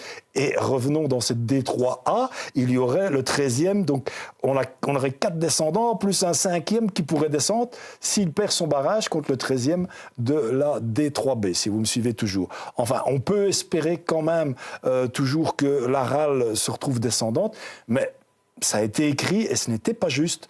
Pour le moment, c'est pas du tout certain que les U23 de la RAL se retrouveront derniers parce qu'ils ne se sont pas inscrits en fin de championnat. Dans cet article aussi, j'ai parlé un tout petit peu des indemnités de formation. Pour le moment, le système va rester en place certainement la saison prochaine, mais peut-être qu'à l'avenir, les clubs de P3, P4, peut-être de P2, qui transféreront un joueur qui a été formé plus haut ou un jeune joueur ne vont plus être obligés de payer jusqu'à 4 000 €. Quand ce sera un club de D1, D2 ou D3 où on a apparemment un peu plus de moyens financiers, ça restera comme ça, mais on va peut-être aménager selon le niveau où vous vous trouvez. Et puis, on reparle aussi dans cet article, je vous invite d'aller le lire sur rtbf/sport, sur pas le prochain, si, c'est déjà le prochain championnat, puisque dans le prochain championnat, on a intérêt Excusez-moi, mais j'ai un petit chat dans la gorge qui ne passe pas. Pendant que vous toussez, j'en profite pour dire à la régie de me retirer le retour dans mes oreilles, c'est gentil. Voilà, Merde, et carte jaune, vous pouvez mettre une carte jaune pour la régie. Voilà, on n'en sort pas souvent. Je bois vite un petit coup, ça me permettra ça permet à Phil de revenir parmi nous. Voilà. Championnat prochain, il y aura 6 montants de plus de D3 à CFF vers la D2, puisque la D2, ce sera deux séries de 12 équipes avec play-off et play-down, comme en D1. Donc, on est maintenant, je crois, à 17-18 équipes. Donc, forcément, 18 pour passer à 24, 6, et ce seront des séries un peu plus régionales. Donc, c'est déjà le championnat prochain qu'on a intérêt à bien le disputer si on veut monter plus vite. Et là où c'est intéressant, il y aura de 11 à 15 montants de provincial à D3. Ça voudrait dire que peut-être que le tour final interprovincial, tous ceux qui vont se qualifier via les tranches vont pouvoir monter directement en D3. Celui qui a des ambitions en P1 l'année prochaine, c'est le moment de jouer un bon championnat, de se renforcer, de bien penser à son mercato, parce qu'il y aura moyen de monter peut-être un peu plus facilement. C'est encore en train de se discuter, mais les 2 premiers des championnats de P1 provincial pourraient monter chaque fois. Donc vous voyez, ça va bouger. Et en tout cas, ce championnat-là, avec des équipes, avec des séries à 12 et plus à 16, plus à 17, plus à 18, classées de manière un peu plus régionale, groupés plutôt de manière un peu plus régionale, eh bien c'est déjà pour 27-28, mais la saison prochaine est déjà un peu impactée, puisque en fin de saison, on prendra les équipes qui ont le mieux joué, qui sont les mieux classées pour constituer ces groupes.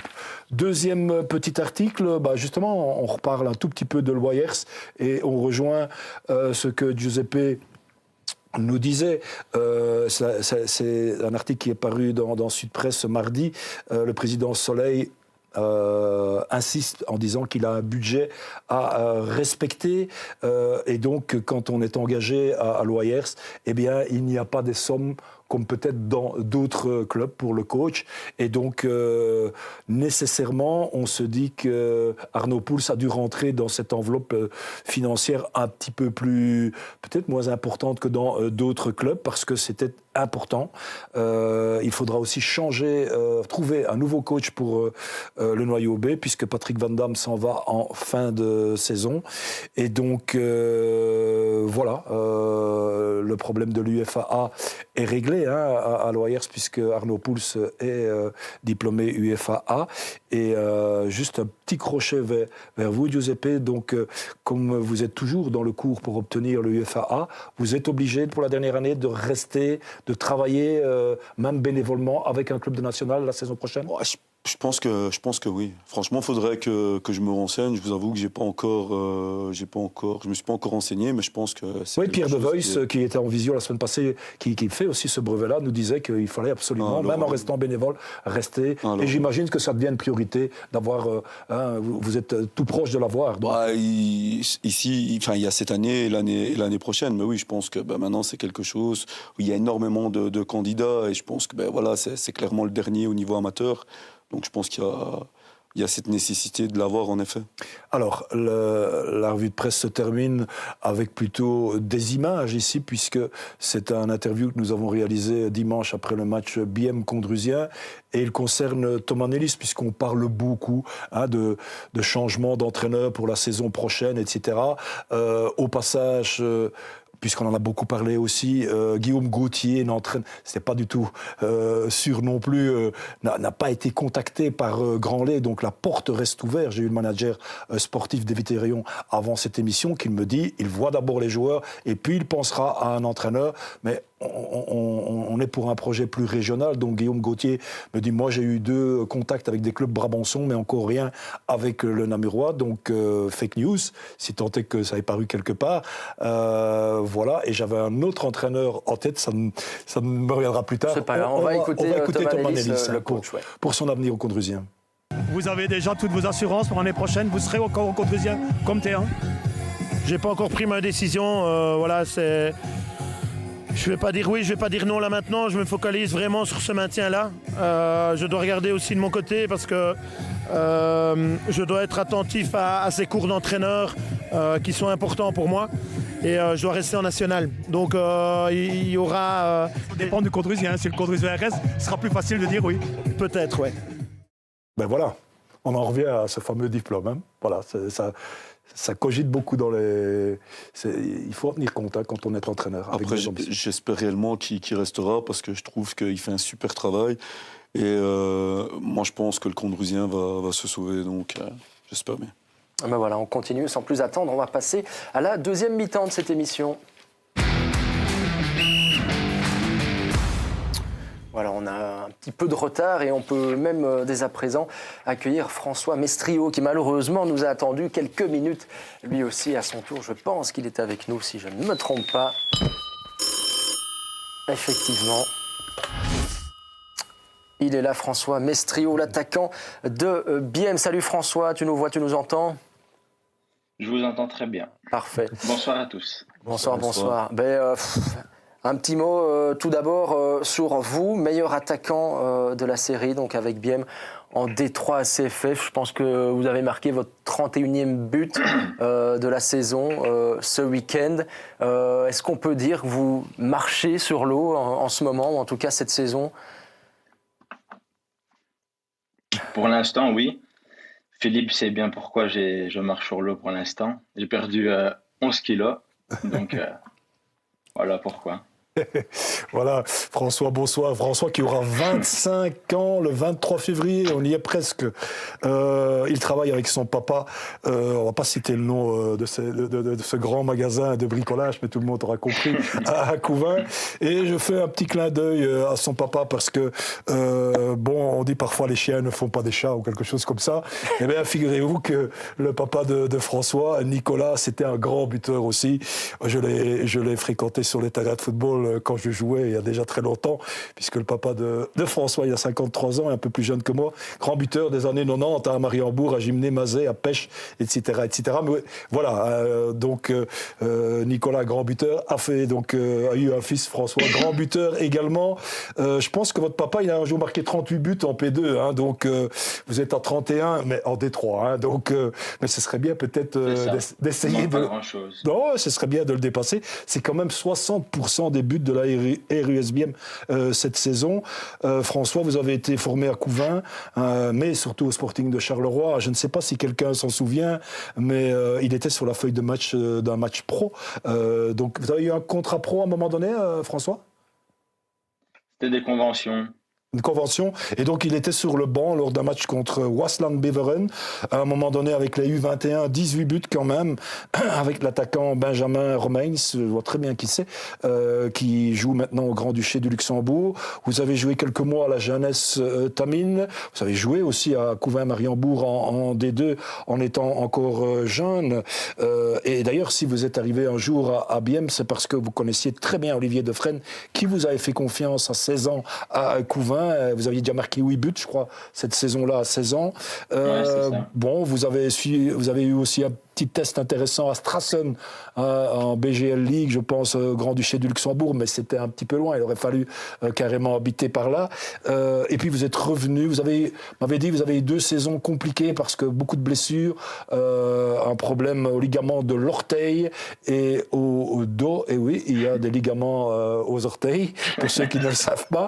Et puis revenu, après ces moments un peu plus délicats, revenu à Nîmes, hein, où vous avez bien aidé l'équipe de Samuel Cabarro. Vous avez joué un tour final avec Nîmes. Et puis bien sûr, Olivier Defresne vous a appelé, vous a proposé de revenir à Bième. Et voilà, donc vous explosez véritablement cette saison-ci.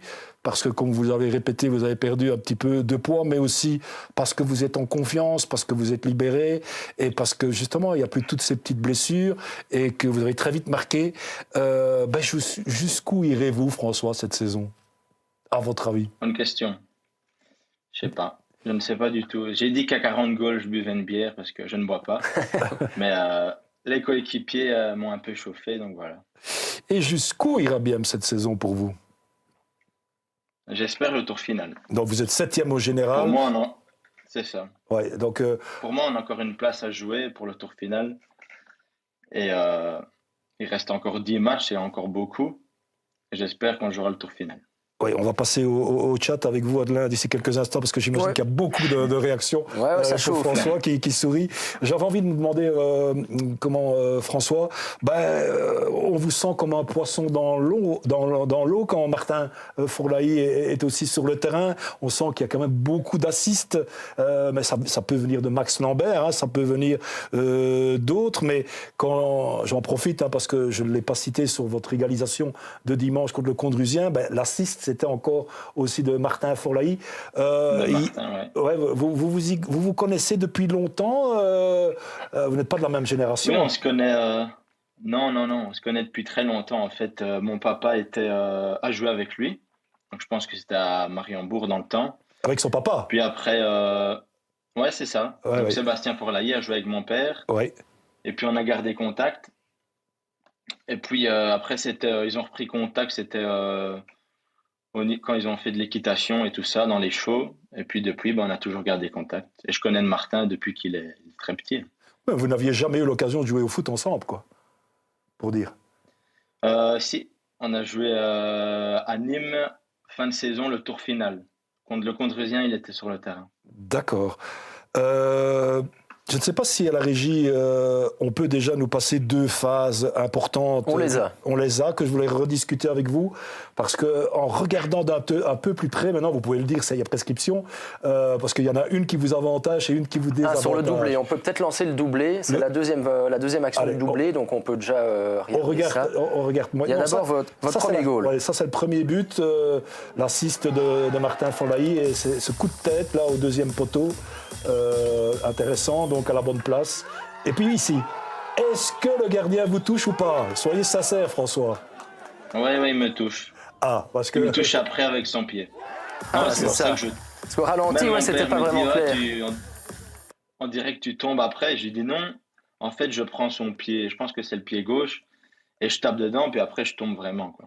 D'accord. De toute façon, j'ai un peu de mal à simuler. Oui, mais moi, j'ai dit tout de suite qu'il y avait penalty. Mais mes collègues, en regardant aujourd'hui, on dit que c'est peut-être pas aussi évident. Et le Condrusien rouspétait.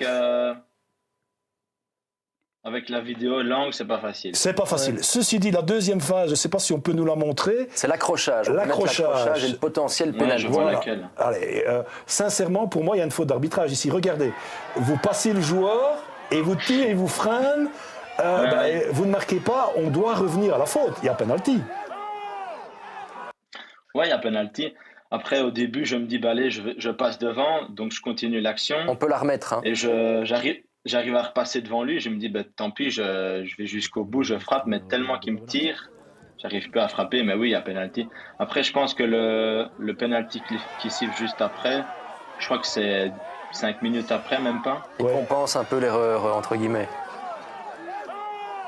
Ouais, voilà. Mais il hésite moins à le donner en sachant qu'il n'était pas sûr de sa décision 5 minutes avant. 2 minutes avant, il y avait un gros penalty, ouais, c'est vrai. Et ceci dit, disent qu'il aurait pu revenir à l'action. Ouais, il devait. Après, je continue l'action, je frappe au goal, donc c'est compliqué de.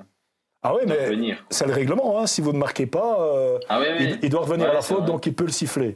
Et sur les pénaltys que vous obtenez par après, on vous croit, parce qu'il y a quand même un juge de ligne aussi, qui était quand même pas trop mal mis, qui devait voir la phase. C'est pas toujours évident. On n'a pas la VAR et on n'a pas les ralentis, donc nous, on doit toujours commenter vraiment plus qu'en direct. Petit tour rapide sur le chat. Vincent Delagoune, j'espère que je prononce bien, qui dit François Mestrio à 40 buts. Tu m'offres un petit resto à la Thiérarche. Bon, va falloir boire une bière et inviter les potes au resto aussi. On fait un peu de pub pour la Thiérarche. C'est le resto de ma maman. Ah ben voilà, Frédéric Marchal également qui dit il est bien servi par Maxime Lambert. Et puis il y a d'autres messages encore. Jeff Farvac qui demande François Mestrio, virgule, ton training, point d'interrogation. Vous deviez être habillé en training pour faire c'est ça. Belle image au club. À mon avis. Ah ben voilà. Alors, on arrive à la question clé, François, vous vous doutez bien qu'on allait la poser. Vous avez, si j'ai bien lu les articles de Sud Presse, vous avez eu une offre de Flénu, une offre de Manage, voilà, c'était en D2, une offre de Brun, en D2 aussi. Parfois, j'entends dire que l'Arquet est intéressé aussi, je ne sais pas s'ils vous ont déjà appelé. Rochefort-Bay, il y a eu un appel aussi. Vous avez parlé de la présence du coach de Meux, Laurent Gomez, promesses à certains matchs de Bième. Et si je lis cet article, j'ai quand même l'impression que, allez, Bième, s'il venait vraiment, Bième, s'il me venait vraiment, là, ça pourrait être plus facile à discuter avec un club comme ça qu'avec des clubs ennuyés. Non pas parce que vous n'aimez pas les clubs ennuyés, mais, je sais pas, est-ce que le fait que vous y trouviez par exemple à Morilotte jouerait, ou bien c'est le club même, là, tout ce qu'on dit de ce club-là qui vous plaît bien du côté de Meux? Bah, c'est vrai que des clubs comme Flénu Manage, c'est très compliqué avec le travail, les déplacements. Je pense qu'il y avait 1 heure, 1 heure quart, donc là j'ai directement dit non, parce que ça ne servait à rien de discuter et faire espérer les clubs, et même pour moi, je ne me voyais pas là-bas du tout. Après, c'est vrai que j'ai entendu que Laurent Gomez était venu. J'ai pas eu de contact avec lui. La D amateur, ben voilà, c'est vrai que c'est autre chose que la D3 amateur. Mais on verra. C'est encore trop tôt pour moi. Il reste 10 matchs. Et j'aimerais bien jouer le tour final avec Bième cette année. Puis on verra. Je pense que d'ici un mois, on y verra un peu plus clair pour l'année prochaine. Oui, j'ai parlé avec le manager sportif Gilles Gillard qui me disait, en tout cas, je suis sûr que François n'ira pas dans un autre club de Détroit. Si c'est pour rester en Détroit, il restera à Bième. Et nous avons discuté un peu ensemble. On s'est dit, pour le garder, il faut que Bième soit encore plus ambitieux l'année prochaine. Et j'ai dit tout à l'heure qu'on essaierait, qu'il y aurait des opportunités en plus pour monter en D2, qui sera une nouvelle division avec 2 groupes de 12. Donc, je pense qu'on va essayer de faire l'effort du côté de Bième pour avoir une équipe compétitive. Et ça plaît bien à François. Si on a un autre Bième qui joue par exemple le top 3, ça peut être un argument pour rester. Si Olivier Defresne reste l'entraîneur, il y a une bonne connexion avec lui. Si Louis, son fils de Onwé, arrive, on parle de Tristan Gillis, on parle de Nelson Cabarro, on parle de Yannis Calais de Grandlay, on parle de Hugo Bequevort. Là, ça va être compliqué d'aller le chercher à l'Arquet. Mais voilà, c'est tous des noms intéressants. Tout ça, ce sont des exemples qui ont été cités dans la presse. Mais c'est pour dire que si Bième a une grosse équipe et que joue clairement le top 3 la saison prochaine, ça va peut-être vous aider à rester un peu plus facilement. On peut mettre les images des goals d'ailleurs. Hein. Je coupe, désolé. On voit vos buts aussi. Hein. Je pense que c'est vrai que ce serait mieux de jouer le top 5 ou même le top 3. Après, il faut voir aussi, c'est pas parce qu'on fait une grosse équipe que voilà, on peut voir pour l'instant Moucron qui a un peu de mal, pourtant qui a une équipe qui doit survoler le championnat. Mais comme je vous ai dit, je préfère me concentrer sur la fin du championnat. Il reste 10 matchs, c'est quand même beaucoup. Et puis on verra. Et puis je pense que Bième travaille bien de ce côté-là, avec les joueurs qui vont rester, ceux qui vont partir. Et voilà, ça c'est le foot. Et avec les potentiels transferts, voilà, on en verra un peu plus clair, je pense, bientôt. Oui, vous êtes clairement... Je pense qu'il y avait une réunion au soir pour voir si le coach restait. Donc, oui, mais pour moi et pour vous, j'imagine que ça fait aucun doute. Je pense que le coach reste. Ce serait une énorme surprise si c'était pas ça. Je pense, il l'a dit dimanche sur Bouquet d'ailleurs, qu'il avait une réunion mercredi. Je vois pas pourquoi il partirait. Donc voilà. Non, je crois qu'il a clairement envie de rester encore un an. On refait un petit tour du côté du chat. Xavier Pesseleux, avec qui vous avez joué à Couvain à un moment donné en D2 à CFF, je crois, qui parle Mestrigol sans aucun doute. Delmotte Sofiane, comment tout URLC. Là, je pense que ça va être difficile si vous n'allez déjà pas à Manage et Flénu. Vous n'allez pas aller à l'URLC, je pense. À la Louvière. On l'avait déjà contacté l'année passée. Hein. Ah oui, d'accord. Voilà. Tous les bons joueurs, évidemment. Lucas Doyen, Ouais, bon, ok. On va le passer. Je ne sais pas si je dois passer. Ouais, la petite blague. Je suis sûr, il n'a pas de pantalon. Elle n'est pas méchante, mais. Voilà, clin d'œil de Lucas Doyen. Elle n'est pas fort intelligente non plus. Maxime Mestrio, il a déjà signé à Pessou, on se relance tous les trois. Ben voilà, pourquoi pas, ce serait magnifique. Et puis on va peut-être un autre épisode des Héros du Gazon, peut-être, qui sait. François Mestrio, Starman, fier de toi. Ali Kerry James. Julien Vecatio et ta carrière dans le paddle, parlons-en. J'ai joué, ça fait quasiment un an que je joue plus, mais à un moment je jouais vraiment beaucoup, quasiment tous les jours au paddle. J'étais P700, donc c'est l'avant-dernier niveau paddle. C'est Mais déjà après, pas mal. avec le foot, c'est compliqué. Et le travail de faire les deux. Donc voilà, moi, c'est d'abord le foot et puis c'est le paddle. Et pour l'instant, le paddle, c'est un stand-by. Ok, on attend la question de Martin Forlaï puisqu'il est sur le chat. François, si on devait... allez, c'est pas toujours facile de parler de soi, mais dans quel domaine vous êtes le plus amélioré cette saison ou ces dernières saisons? Et qu'est-ce qui pourrait encore être... Tout est toujours améliorable, si tant est que c'est français améliorable. Mais voilà, si vous devez parler un peu de vous, là, par exemple, ce qu'on voit, c'est que vous bougez beaucoup, hein, beaucoup d'appels de balles. Vous êtes toujours bien placé. Hein, quand on voit ce but égalisateur, vous allez chercher de la tête. Je ne sais pas si vous avez marqué tant que ça de la tête, d'ailleurs, mais on voit que c'est assez complet sur les phases arrêtées. Vous êtes assez complet sur les phases arrêtées, les pénaltys, les coups francs. Apparemment, les murs se lézardent quand vous arrivez devant le ballon. Allez, qu'est-ce que vous diriez de vous? Ouais, je pense que je suis assez complet. Maintenant, je tire les coups francs. Ça fait pas longtemps, c'est depuis l'année passée. Voilà, je pense que j'ai une très grosse frappe. On peut demander à notre gardien Luka Lazic, qui des fois se retire quand je frappe.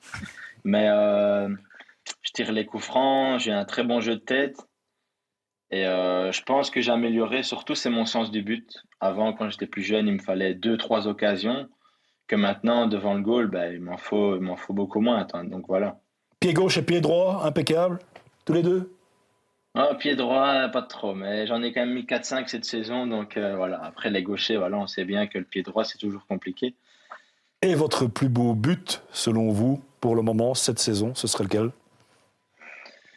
J'en ai mis celui contre Tertre et contre la Ralbé. Ouais, on l'a Qui a vu, été celui filmé, me contre comprend pas très bien. Tertre. C'était une frappe de 30 mètres en pleine lucarne. Ouais, celui contre Tertre, on l'a La vu semaine passer. juste avant Tertre. Ouais, c'est ça. Peut-être pour faire réagir notre invité qui avait tout de même mis François Mestrio dans son équipe type. Merci pour en la pointe. nomination. Voilà. Un petit mot. Un petit mot peut-être. Moi, je pense que voilà, il a tout résumé. Il a vraiment tout d'un attaquant. Et en plus, il est élégant à voir jouer. Hein. C'est pas simplement un joueur de surface. Et moi, j'aime le fait qu'il participe énormément au jeu. Il a de la profondeur aussi, parce que ça, il l'a pas dit.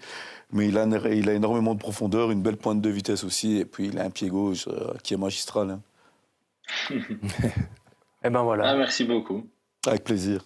Que des louanges. Il est malheureusement temps de déjà se quitter. Peut-être une toute dernière. Toute dernière, oui. Lui demander si, parfois il a joué tout seul en pointe. Ça vous dérange pas de jouer dans un système où vous êtes vraiment le point de fixation en pointe, ou bien c'est plus gai de jouer à 2 attaquants, voire à 3 attaquants. Qu'est-ce que vous préférez, vous? Peu importe. Là, pour l'instant, à Bième, c'est vrai que des fois, je suis vraiment le point d'ancrage. Mais par exemple, au Sporting, on jouait à 2 attaquants. Voilà, j'ai pas vraiment d'importance. Je sais faire en fonction de l'équipe et du style de jeu de l'équipe en face. Donc, ça n'a pas d'importance à ce niveau-là. Voilà. Voilà, un tout grand merci, François, d'avoir été avec nous. On vous souhaite encore quelques goals, on n'en doute pas là-dessus, pour essayer d'arriver à 40 buts, boire un petit verre, inviter les potes au resto, voilà. et tout ça. Bonne fin de saison à vous du côté de Bième, donc, et à très bientôt, François. Merci beaucoup. À bientôt. Merci beaucoup pour l'invitation, au revoir. Et on continue de notre côté l'émission. Dans quelques instants, il y aura notre quiz avec à gagner un bon d'achat à faire valoir dans l'un de nos partenaires équipementiers. Bookie.live, connectez-vous dès à présent. En attendant, on peut peut-être poser une petite question à Giuseppe le temps que les personnes se connectent. On va peut-être aussi voir le chat après, mais petite question pour Giuseppe tout d'abord. Comment il voit cette fin de saison dans la D3, les perspectives vous seriez acquis à la place de quelle équipe et au niveau du titre, comment vous voyez les choses très rapidement, sans entrer trop dans les détails? Mais après, puisque vous avez joué quand même toutes ces équipes. Hein. Je pense que, évidemment, au niveau du titre, Moucron et Tertre, ça va être un mano à mano, je pense, jusqu'au bout. Il y aura des places pour le tour final. Je pense que l'Arquet, il sera aussi. Peut-être bien. J'espère bien, mais pourquoi pas Andenne également. Et au niveau de la descente, comme je disais tout à l'heure, je pense que après, évidemment, avec tout ce que tu as annoncé aujourd'hui, tout dépendra bien évidemment de comment ça se passe. Mais dans le cas où il y aurait que trois descendants, moi je vois le Condrusien sauvé. Et je pense que les 4 dernières Ciné équipes... aussi. Ouais, Ciné, de toute façon, enfin voilà, c'est juste pas normal que cette équipe se retrouve là avec les joueurs qu'elle possède. Mais je vois Ciné faire un très gros deuxième tour. Et bien évidemment, et là je suis pas objectif en le disant, mais j'espère sincèrement que l'Oyers parviendra à se sauver. Et au premier tour, vous avez pris 10 points sur 15. Si je prends des matchs que vous aviez perdus à Esch, vous aviez gagné contre Jodogne, gagné contre Saint-Michel, gagné au Condrusien et 2-2 à Ciné. Ouais. Et quand même 10 sur 15. Ouais. Et ces équipes-là, l'Oyers va les retrouver à un moment donné. Bien sûr. Donc il y a le potentiel dans cette équipe de l'Oyers pour se sauver. Hein. Ah, mais moi je suis vraiment convaincu que l'Oyers arrivera à se sauver en Détroit pour la saison prochaine. Ben voilà, on le souhaite évidemment. On peut passer directement au talk si c'est possible. On a presque rattrapé notre temps perdu. On peut donc y aller directement. Pour le quiz, pardon, je crois que je me suis embrouillé dans ce que j'ai dit. On peut aller pour le talk, ça a débuté il y a 1h18 exactement, je suis un tout petit peu en retard. Carte jaune pour le présentateur s'il vous plaît, 1h18 de retard, tout va bien, je suis bien réveillé, je suis avec vous. Et on est donc parti pour le quiz, donc je vois que vous êtes déjà une dizaine à être présents. Il y a 8 petites questions d'actualité sur le foot namurois. Le premier à la fin remporte un bon d'achat chez l'un de nos partenaires équipementiers. Plus vous répondez vite, plus vous avez de points, à condition que la réponse soit bonne, évidemment. Et on est donc parti sans plus attendre pour la question numéro 1. Hop là, vous êtes plus d'une dizaine. Il y a Peggy qui est là, Jean-Luc Ravigna, Michael Noël, Stevigno, Panta, Diego de Gaspari, Lukic, etc., etc. Merci à vous d'être là. Bonne chance à tout le monde, messieurs, dames. On est donc parti pour la question numéro 1. Qui a été désigné futur coach de Borin en P2A? Vous avez le choix entre Patrick Prats, Quentin Mathieu, Adrien Wincherman ou Pierre Cochot. Je crois que ça a été annoncé hier ou avant-hier, ou c'est tout récent en tout cas. Vous connaissez la réponse? Je pense, oui, Quentin. Voilà, Quentin Mathieu, voilà. Quentin Mathieu qui va donc succéder à Patrick Prats, qui avait un tout petit peu pris le relais, si je ne me trompe pas, en joueur-entraîneur, et qui a priori devrait rester T2 à ses côtés pour la suite de la saison. Vous étiez 9 à avoir la bonne réponse. On est parti pour la question numéro 2. Quel fait de match a réellement eu lieu lors de Jeudine Meubé en P1? Vous avez 4 choix. Clément Morse a été contraint de mettre les gants. Il y a eu 14 cartes jaunes. Le bénévole de la buvette a dû arbitrer la rencontre. Faute d'arbitre, j'ai l'impression. Ou alors Jeudine a marqué après 7 secondes seulement. La bonne réponse, vous l'aviez, Phil? Non. Non, voilà. Ou que j'ai pas lu. Jeudine qui a marqué après 7 secondes. Je pense que Meubé n'a même pas eu le temps de toucher la balle. En même temps, 7 secondes, il y a eu le coup de sifflet. On arrive au but, c'est goal. Je vois que Giuseppe lit tout ce qui se Giuseppe, passe dans la province. courant, Vous seriez prêt à aller entraîner un Borin, Jeudine, là, bien loin de Bouffiou, là, s'il fallait? Bon, sincèrement, je vois même pas où c'est. Ben voilà. Je ne connais pas du tout. Et c'est pas tout près, hein? Non, mais je vois même pas c'est où. On est parti pour la 3e question. Meu a eu la visite de contrôle, comme chaque année, en vue du maintien de sa licence pour la D1 CFF. Une petite modification pointilleuse doit être faite, laquelle? Soit rapprocher d'1 mètre les 2 bancs des staffs, soit une sortie de secours derrière la tribune, ou alors les drapeaux des poteaux de corner devront à présent être jaunes et non plus blancs, ou alors, dernière possibilité, l'installation d'une bordure afin d'empêcher les cailloux d'arriver sur le terrain. Comme je l'ai dit, c'est un petit peu pointilleux, voilà. Bonne question. Tout s'est bien passé, à part ça, ils devraient avoir leur licence sans trop de problèmes. Mais voilà, il y a eu une petite demande qui a été faite par l'inspecteur, c'est d'installer une bordure derrière le goal. Je ne sais pas si vous voyez, Phil, mais oui. Il y a un petit parterre où il y a des cailloux, et c'est vrai qu'avec le passage ou avec l'excitation d'un goal, il y a possibilité d'envoyer ces cailloux sur le terrain. Et Guillaume Gillet en témoignera, mais une fois, il a fait un tacle où il a glissé sur un caillou sur le terrain, et le joueur d'Anderlecht a été totalement ouvert, je pense, sur toute la cuisse. Donc voilà, un caillou mal placé peut faire des dégâts lors d'un match de foot. Et donc voilà, une petite bordure devrait être installée du côté de Meu, qui sera donc toujours bien en D1 CFF la saison prochaine. Ça, c'est clair. Dans quelle discipline, prochaine question, autre que le foot, le joueur de Bième, justement, Nathan Lambeau, se distingue? François pourrait peut-être nous aider, il n'est plus là pour le faire, mais il se distingue dans quoi? Dans le trail, sur FIFA, au poker ou dans le chauffage de banquette. Alors, pour la petite anecdote, j'ai mis 2 propositions qui étaient bonnes, mais la vraie et la principale, c'est le trail, parce qu'il a notamment gagné, je vais reprendre mes notes, mais un trail ce week-end, je pense, le trail des 3 vallées à Couvin, il me semble, 32 km. Il a gagné avec plus de 8 minutes d'avance. Et il a joué dimanche après-midi. Il a joué dimanche après-midi, mais dans sa petite interview pour la presse locale à la fin du trail, il a dit « Je joue un petit peu moins cette saison en D3 du côté de Bième, et donc c'est vrai que je me remets un petit peu plus au trail. C'est pour ça que je me suis permis la petite blague du chauffage de banquette, parce qu'il est très souvent sur le banc. Mais il a joué une bonne demi-heure quand même, il n'a pas fait de mauvaise entrée au jeu. Donc le trail, je ne sais pas si c'était le samedi ou le dimanche matin, mais si c'était le dimanche matin, franchement, c'est une préparation particulière. Hein. Je pense que c'est dimanche. J'ai plus, mais... Il faudra vérifier. Non, ils ont joué dimanche après-midi. Pense le coach, ils ont joué dimanche après-midi. Donc ça doit être le samedi alors. Ça m'étonnerait qu'il aille le dimanche matin s'échauffer lors d'un trail de 32 km. Même un trail le samedi et jouer le dimanche, on s'en ressent, non? Je pense qu'il a une bonne hygiène de vie. Ouais, ça ne peut être que ça. Eh ben voilà. En tout cas, il a remporté donc ce trail.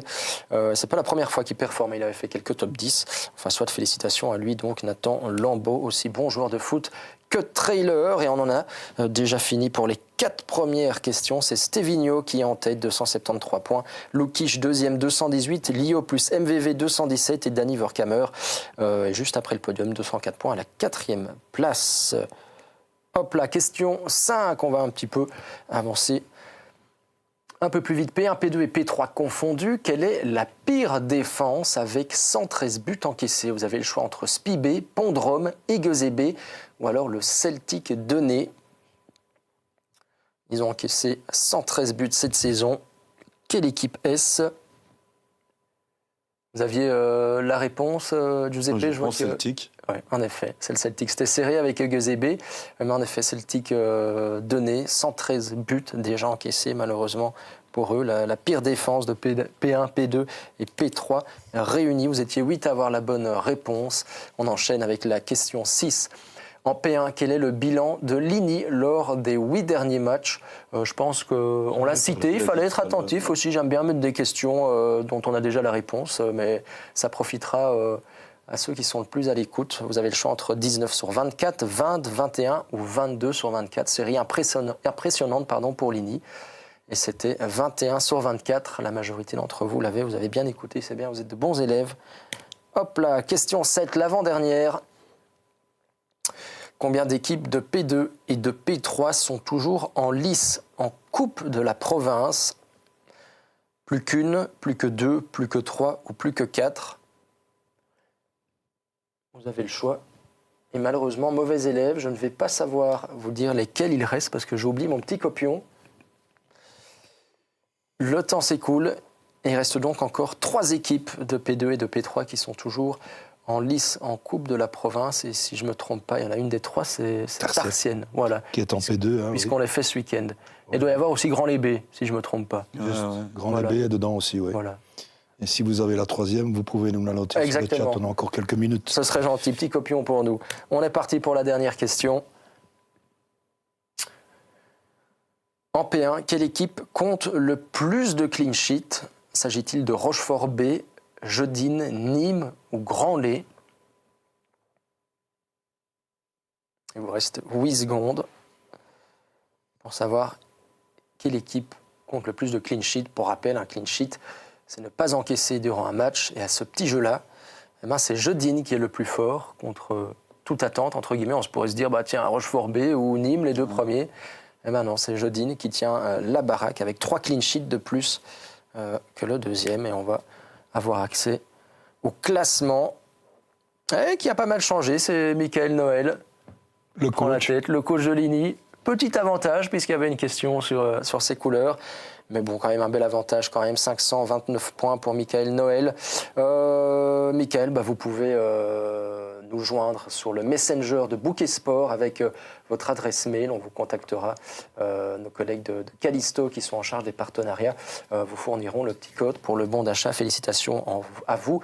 En tout cas, félicitations aussi à Lukic, Diego et Danny Verkamer qui complètent le podium ou qui clôture le podium d'Annie Verkamer à la 4e place. Philippe, c'est à vous, on a terminé le quiz. La 3e équipe de P3, c'était Petit Waret. Ben oui. Ah ben oui. Il faudra qu'on parle un peu d'eux aussi, parce qu'on n'a pas encore parlé beaucoup d'eux dans l'émission. Et on y pense, hein. Donc on leur souhaite bon vent en coupe le week-end qui arrive, Petit Waret. Et Mehdi Angelo De Vito sur le chat, une petite question pour Giuseppe. Penses-tu qu'il y a une grosse différence entre la P1 du Hainaut et la D3 que tu as connue cette année? Non, du tout. Non, la P1 Hainaut, c'est vraiment très très fort. Et je pense que ça vaut réellement beaucoup d'équipes de D3 amateurs. C'est pour ça que Monceau et le Pac Buzet vont se sauver pour vous. Je dis pas que c'est pour ça que... Enfin, Monceau, de toute façon, se sauver, évidemment, il va se sauver. Je pense que le Pac, lui, a beaucoup changé aussi en cours de saison avec Rock qui est parti du côté de Rebec. Mais la P1 Hainaut, c'est vraiment quelque chose. Et une toute petite question encore avant que vous ne filiez vers la carte talk, puisque je vois que le temps chrono avance, mais je sais toujours qu'il y a un peu les arrêts de jeu. Parfois jusqu'à 8 ou 9 minutes en Ligue des Champions. Et aujourd'hui, c'est un peu la Ligue des Champions avec Giuseppe. Loyers, vous m'aviez dit à un moment donné, manquait d'un buteur. C'était avant qu'il y ait ces 3 buts contre le Kosovo et 4 à l'URLC. Vous aviez la plus mauvaise attaque, 21 buts à ce moment-là, 7e défense du championnat. Par contre, vous aviez parlé de 13 buts sur phase arrêtée, 13 buts concédés, j'imagine. Ouais. Donc c'était clairement une des faiblesses de Loyers, l'attaque et les phases arrêtées. Je veux dire, les phases arrêtées nous ont vraiment beaucoup pénalisés sur le premier tiers du championnat parce qu'on a encaissé énormément de buts. On a aussi encaissé beaucoup de pénaltys concédés. Il a fallu changer, on a joué la zone, on a joué en marquage mixte, on a joué l'individuel, donc ça a été vraiment très compliqué un peu de justement combler ce manque. Après, il y a des joueurs, dont Martin, qui est super important sur phase arrêtée. Martin Delcor. Martin Van Vief, surtout. Ah, Van Vief, ouais. Avec Kylian Bernard. Et justement, contre l'Arquet, quand les deux sont absents, on avait clairement un déficit de taille. Mais je pense que là, je veux dire, ils ont trouvé comment défendre et j'espère que ça continuera comme ça pour Loyers. Bonne nouvelle que Julien Walker est de retour à l'entraînement du côté de Loyers. Après les ligaments croisés, il a déjà joué au paddle, paraît-il, etc. Je ne sais pas si ça suffit pour dire qu'on va pouvoir jouer très vite un match. C'est qu'il est prêt. C'est qu'il est prêt, oui, d'accord. Donc, François nous dirait, s'il sait jouer au paddle, il sait jouer au foot. Voilà, c'est clairement un renfort pour Loyers dans cette fin de saison. Ouais. Et il faut rappeler aussi que vous avez dû composer avec l'orteil cassé. On revient avec les orteils des joueurs du côté de Delhi. Jacques Tari, Tadjenan, 2 mois et demi, blessé à la cuisse. Et Delcor, blessé au psoas, 2 mois et demi. Jamais vu Benjamin Dandois.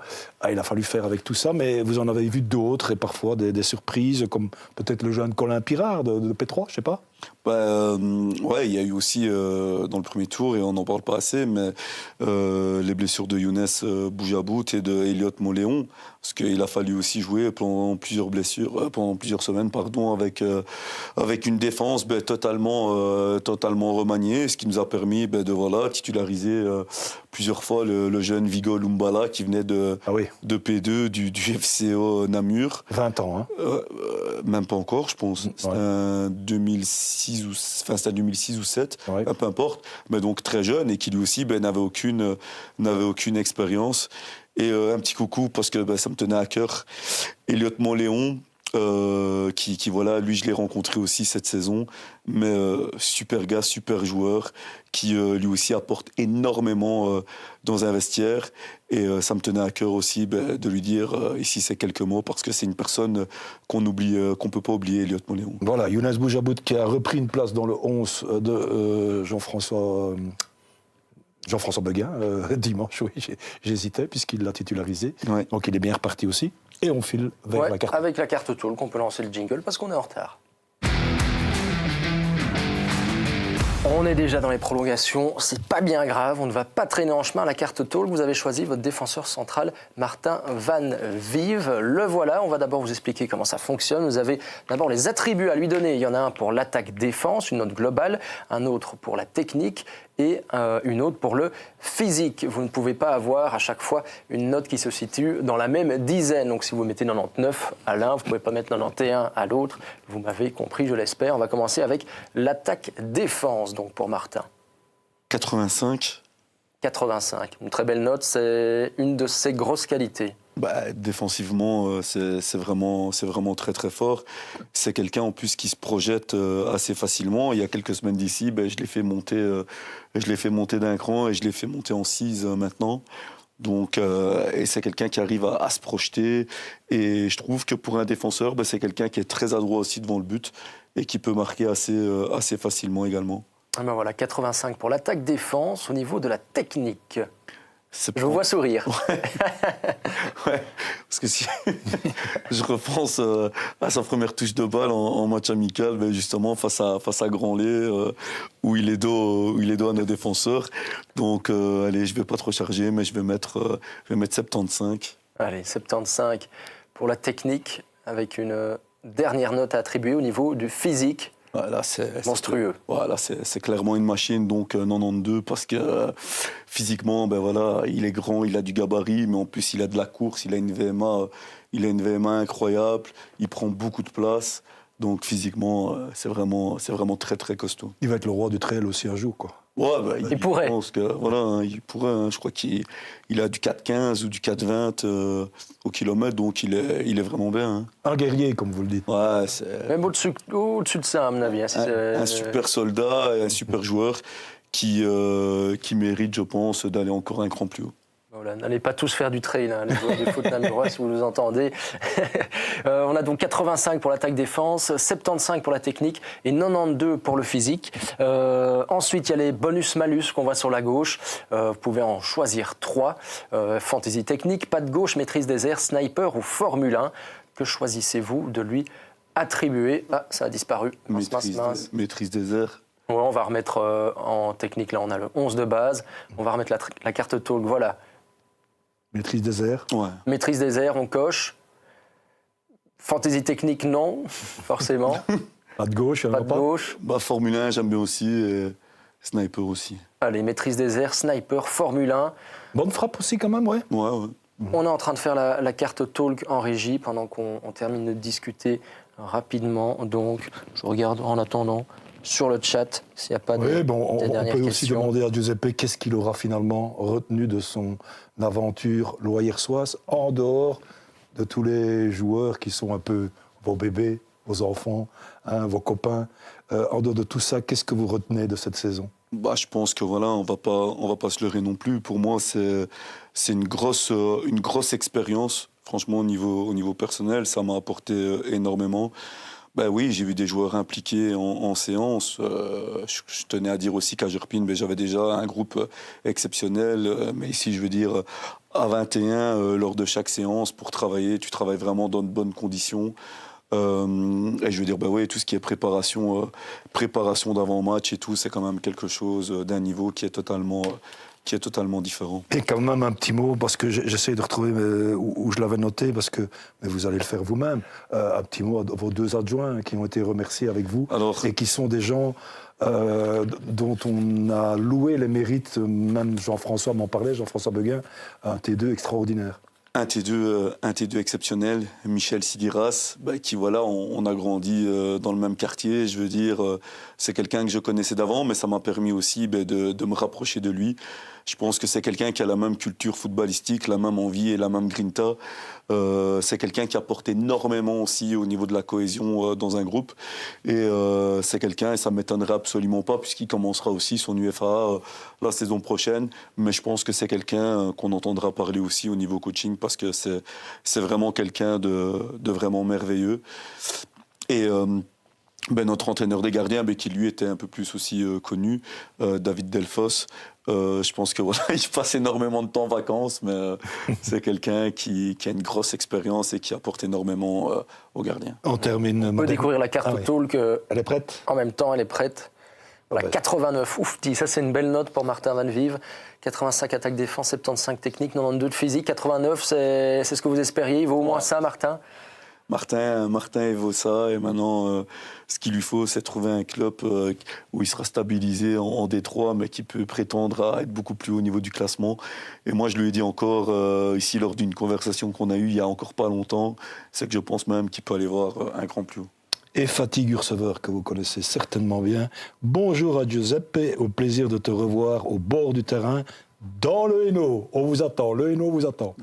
Le Hainaut, c'est la maison, c'est la famille, mais on verra. Ici, on va se reposer et on verra bien par la suite. Merci Giuseppe. Voilà, merci Giuseppe Di Maggio d'avoir été avec nous. On vous souhaite bonne chance pour la suite. On ne sait pas encore où, mais voilà, ça ne saurait traîner d'ici quelques semaines, quelques mois. Un petit break, footing, si j'ai bien compris. En attendant, vous reprenez la course à pied. J'adore.